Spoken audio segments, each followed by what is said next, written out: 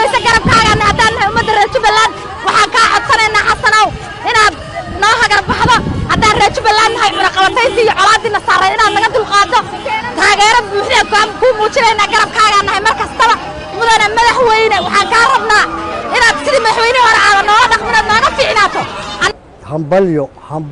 hambalyo leh doorashada dhibka badan Soomaalidu ay ka soo martay kana mudatay sanadka iyo badhka inta jaal loo raac la garan waayay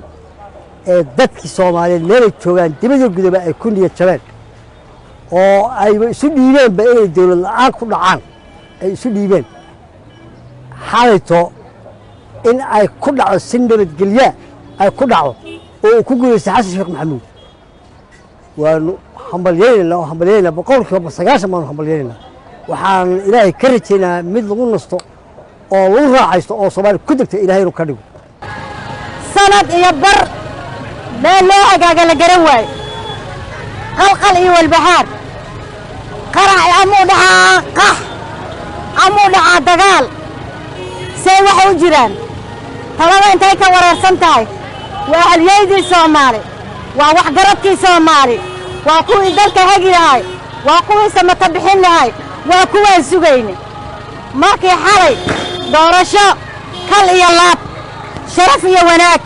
saqiir iyo kabiir nin walba meel joogo Soomaali ah ku wada naalooday doorasho xaq iyo xor iyo xalaal ah markay lagu kala baxay